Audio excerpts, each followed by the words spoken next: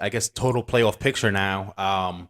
We talked about Georgia briefly. They're the clear number one team going into this.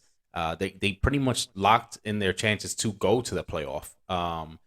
They played Georgia Tech for the last week. That's a pretty much It's a gimme. that's a pretty much a gimme. Highly shocking if they were to lose to that game, especially after the rest of the year they had. And then after that, they'll follow that up with a SEC championship game against an LSU team that they should also beat as well. Right. So, 2 wins there. They're pretty much, almost guaranteed the number one seed. I mean, I guess some maybe they got faulted too if some team does something spectacular to jump them. But for the most part, they'd be the number one seed just by winning those 2 games. If they were to lose, LSU would probably be the one that Maybe somehow sneaks could into could 4. yeah, but LSU would then it would probably be some type of 3-4 between LSU and Georgia if that was to happen. If LSU beat Georgia, that would really mess up the chances of a lot of these other teams, right? And we'll talk about those teams as well. Huge game that we're going to preview in a bit between Ohio State and Michigan. They're the number 2 and number 3 teams right now. The winner pretty much goes to the Big Ten championship, and from there Handles it's it. kind of pretty much a guarantee that they get through that. So that's a pretty much 2 seed just by winning this next game. The loser is probably out. If a lot of chaos happens and it's a close game, there might be a case for the loser to get in, but I would say It's it's very very, slim to yeah, none. very slim to none. There would need to be a lot of chaos happening for Even something just like that to go down. Yeah, even just outside. I mean, with TCU, like TCU would have to lose. There'd have to be something that happens with the whole LSU situation in Georgia, and then you figure if LSU beats Georgia, then it's kind of like why wouldn't LSU deserve Well, that yeah, spot? exactly. That's why I said So LSU kind of kills a lot of people's narratives when you yeah, get that far.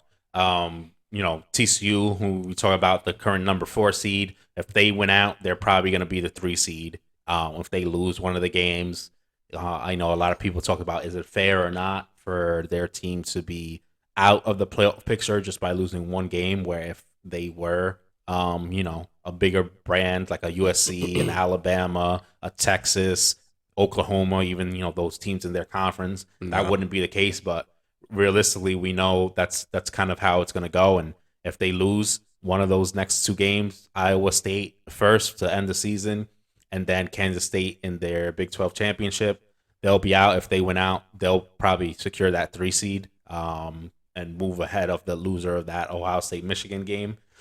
And then for the 4th seed, that's where it gets interesting, right? We have USC. USC won against UCLA.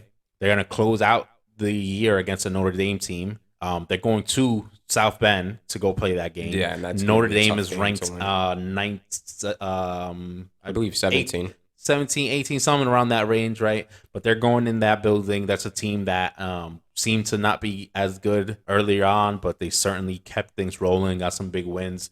That'll be a challenge for them. And then, so they'll have to get past that and then, winning the Pac 12 championship. That will be against a tough team as well. So things a little more hairy for USC, but if they win out, my guess is they're an easy team to get in. Consider, yeah.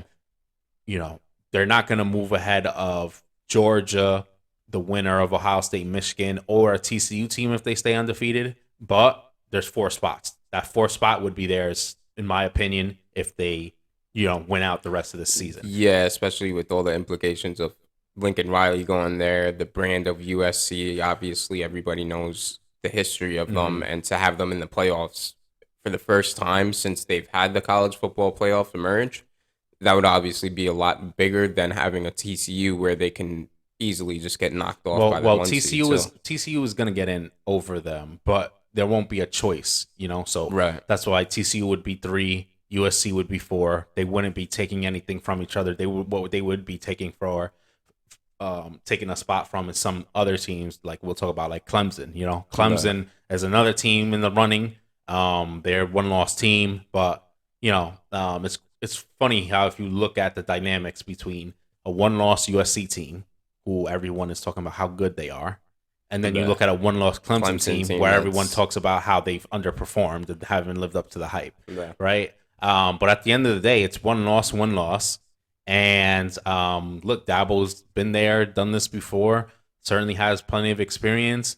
They would need to win out, right? So they go and they play the South Carolina team that just slaughtered Smoked Tennessee. Yeah. They play in their rivalry game to close it out, and then they're going to play in the ACC championship against North Carolina, who kind of had a shot, and then they picked up their second loss, so they're kind of out of the playoff picture.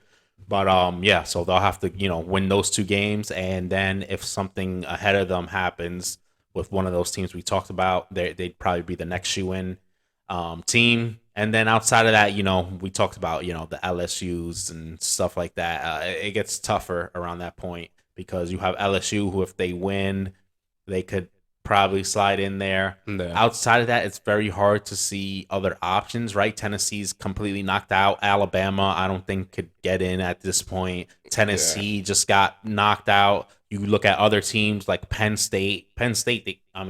They've actually played a great season.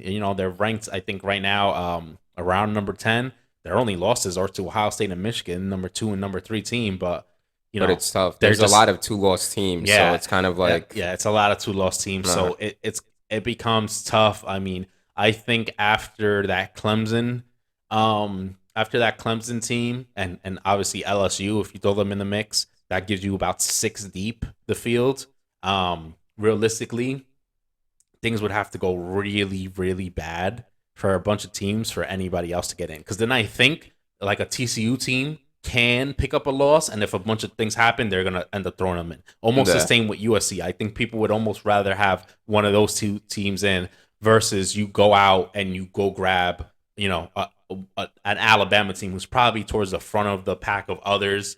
You know just what I mean? based off of their history and their status. Yeah, you're going to go grab it out. You're going to go grab, one of these other teams before you go step into Alabama, Penn State, et cetera there. But yeah,